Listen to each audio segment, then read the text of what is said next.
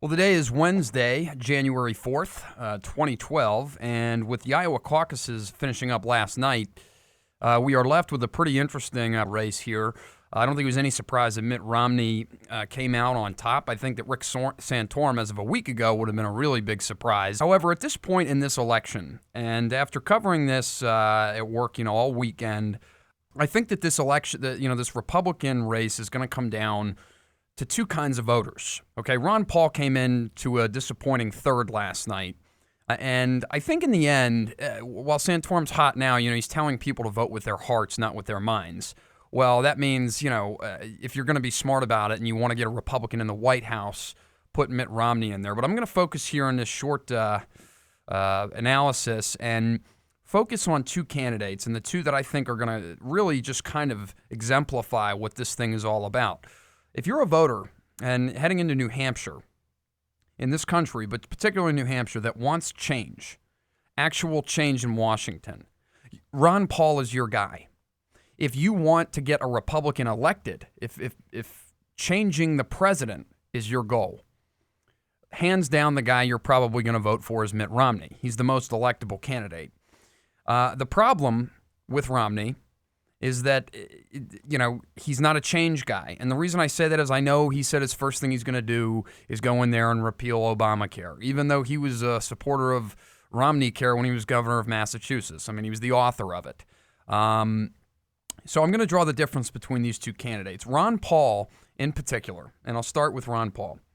Ron Paul's only problem with voters, especially on the conservative side, is his foreign policy. He is scattered on this. I disagree with Paul about the threat that Iran poses. I think that they are really interested in wiping Israel off the map, and there's plenty of evidence there that they've had plenty to do with terrorism. I think they're responsible for killing American troops and in Iraq and Afghanistan.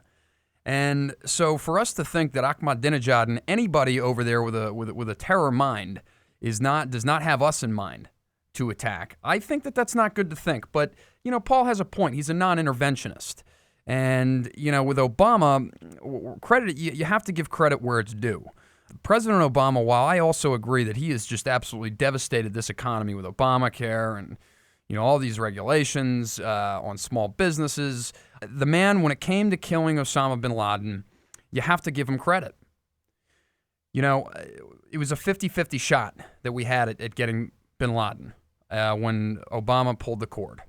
Okay, it was basically if we went in there and this was not Osama bin Laden, which there was a likelihood that it wasn't, Obama could have been impeached because he didn't consult Congress, he didn't consult anybody except for, appropriately, a CIA director, Leon Panetta.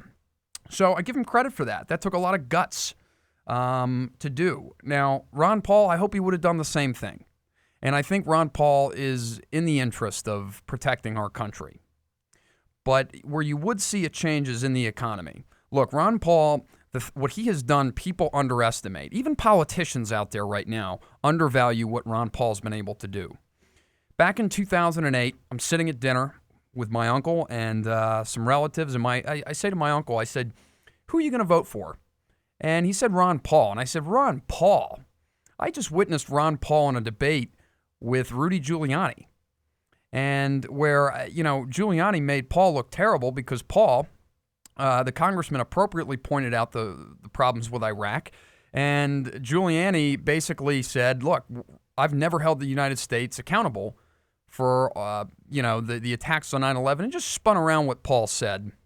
And the whole neoconservative movement, of which I was a part of in college at the time, where I thought government should be involved in everything, that was the lesson, what we were taught from this neoconservative agenda, were applauding, the neoconservatives were applauding Giuliani.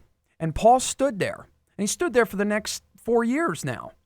And he has delivered this consistent message. He has voted consistently on things. That is one thing that politicians, and nobody can get Ron Paul for, is an inconsistent voting record.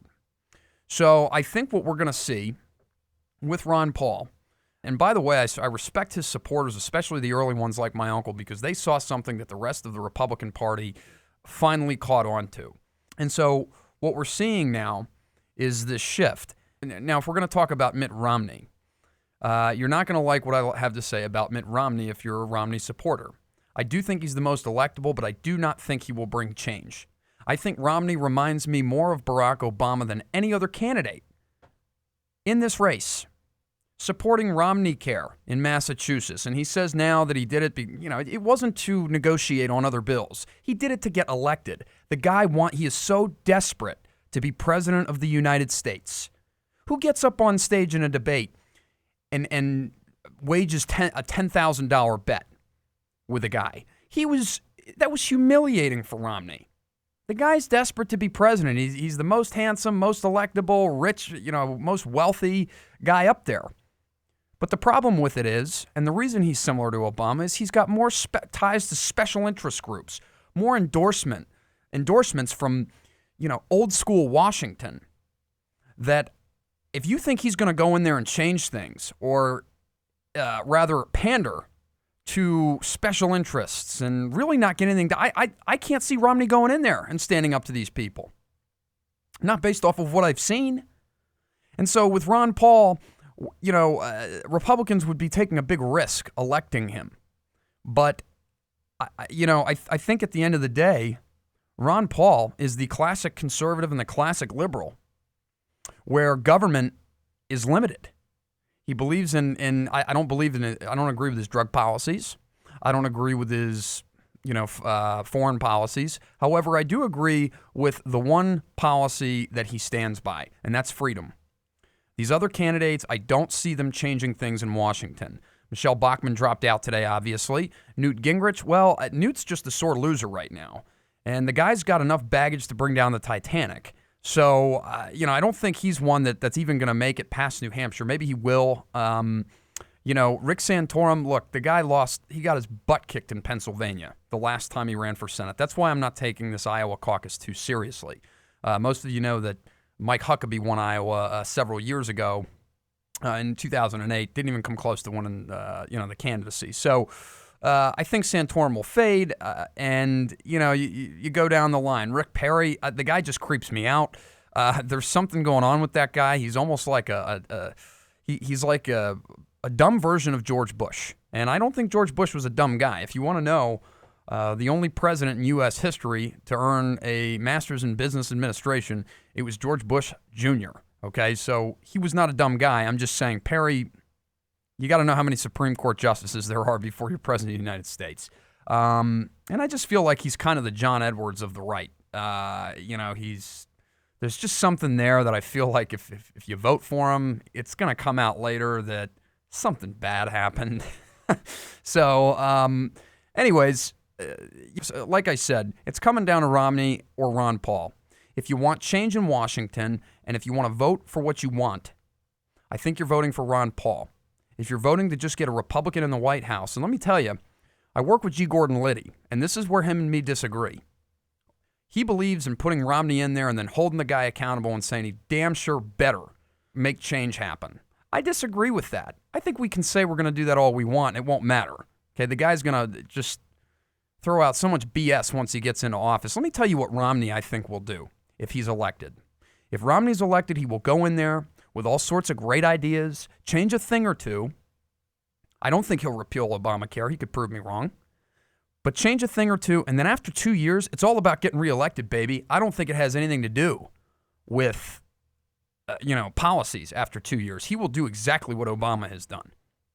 It will all be all about getting reelected.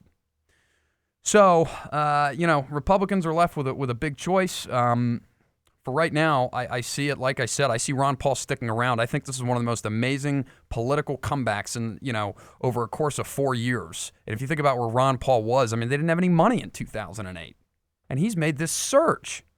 It just nationwide, people are working for him for free.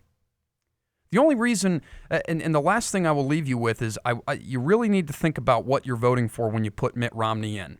You're voting for the guy with the most endorsements from Washington, the current establishment, and you are voting for the guy with the most money.